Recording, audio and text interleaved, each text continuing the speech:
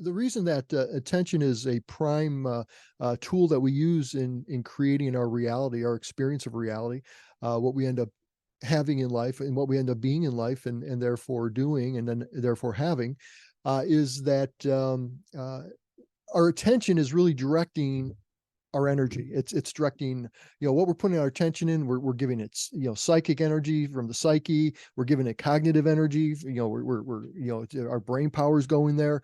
We're giving it emotional energy, and we're giving it our time. We're giving it resources, probably in some way, money or something else. So where our attention is going, our energy flows, and where our energy flows, that thing grows. And that's the law of attention. It's something we all operate under, and unfortunately, we're all subject to a non-intentional attention often, and simply because we haven't learned that this is an operation, and because we don't know, even though it's an operation, we very rarely make an attempt to learn how to master it. But it is something that we can simply master. It takes a little bit of work. It takes some awareness, but it's not a difficult task to do, really. It just takes a little bit of effort, and a little bit of intention and a little bit of attention to it, and you will be surprised at how fast you will have self-guided attention mastery. So what happens when we don't have the ability to intentionally guide our attention? Well, we start out our day with an idea of what we're going to do, and then there are related thoughts to that thing.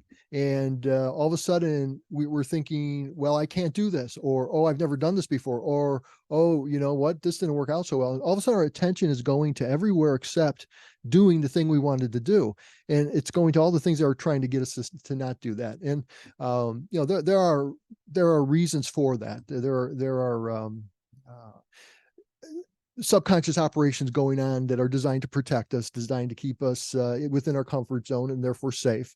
And all that's good and well. And we have ways of overcoming those things, of ways of taming those dragons and harnessing their power to carry us forward. But it all starts with the ability to put our attention where we want it. And when we can do that, then we can discover the things that are standing in our way on purpose, as a part of the process of getting to where we want. Whereas the way it's usually working is we're being sidetracked off of our attention down all kinds of rabbit holes. Let's see, maybe performing in front of people, maybe an instrument.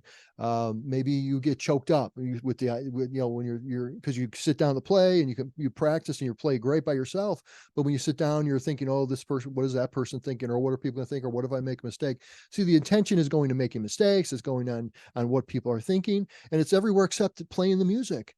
And yet you can't get into that flow where good music happens without starting at attention. And then from attention, you go to focus. And then from focus, you can go into flow. It's an intuitive focus, intuitive concentration.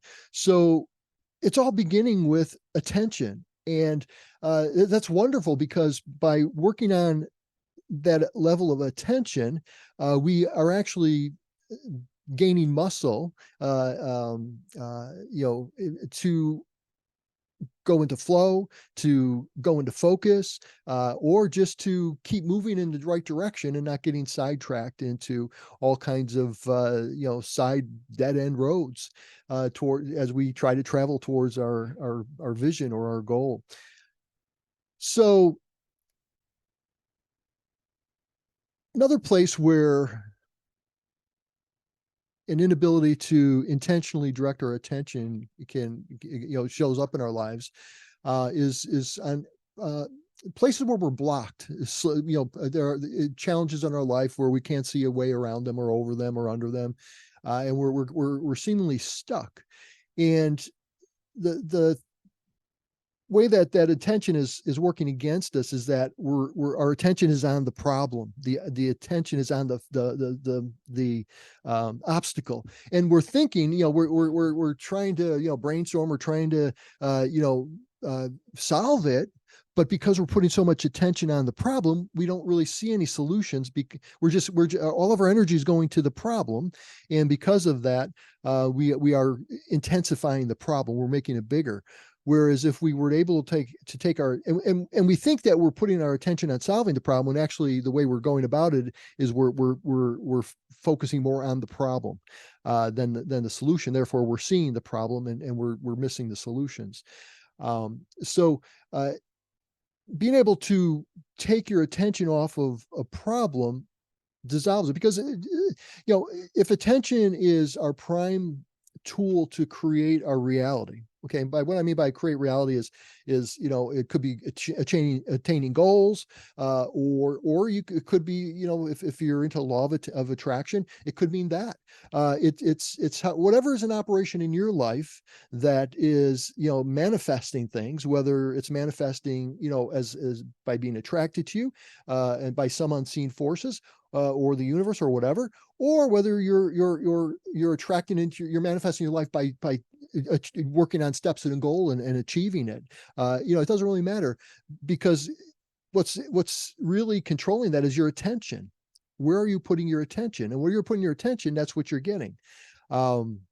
Whether you're attracting that into your world, or whether you're creating that because you're misstepping towards your goal when you're trying to take the steps to get to your goal. So that attention that we have is a prime tool for creating our reality, bringing our reality into existence, manifesting it, whatever. The opposite is works too. We could use that tool to lessen problems, to move away from things. See, if where we're putting our attention is where our energy is flowing, where we're not putting our attention to, our energy is not flowing to. And see, we can use that for us. We could not pay attention to obstacles, and then those obstacles will begin to diminish, and we'll begin to see more solutions because we're not paying attention to the obstacle. See, so that's actually a better approach to solving obstacles, is to not pretend it doesn't exist. That's foolish. Although it might be helpful in some situations if it frees the mind from attending to it. But probably a better approach, a more proactive approach, is to recognize the problem, acknowledge it, and then don't put your attention on it, and wait to see what your subconscious mind will come up to solve it. And we have our subconscious mind. There's a very important tool we have in our mind. It's called the reticular activating system, and it's what allows our subconscious mind to be a goal-seeking machine. And it will take what it determines we've aimed it at, our conscious mind is aimed it at. It will take that and begin to pick out in our environment the things that will move us closer to that, and the things that can move us further away, so we can make decisions to get to where we are, our goal. Now, the reason we don't really experience that very strongly in our lives usually is because we don't really set the target.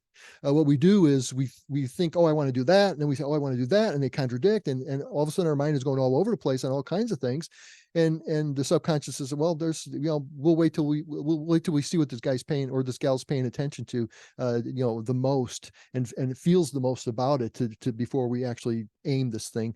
Otherwise, we're going all over the place. So it's kind of good that we don't manifest a lot of our goals. It's good there's a lag time, because we think of so many things that would not be good, because we're just continually bombarded with ideas and offers and propositions, and and we're thinking, oh, that's good, oh yeah, I like to do, oh yeah, I like to do that. And then but so it's good that the subconscious says, okay, let's chill for a little bit here, let's let the dust settle, let's see where this person's putting their attention, because if they're putting their attention, then that's what they want. And then if the person's putting their attention on the problem, the subconscious says, oh yeah, you got a problem, yep, here you go, yep, oh yeah, you do have a problem here. And it's aiming to please. But the subconscious is not too pleased, because it doesn't really want the problem, but it's by the fact that it's paying so much attention to the problem, and it doesn't know a solution to pay attention to, but it's so focused on the problem, the subconscious just shows the problem more and more and more.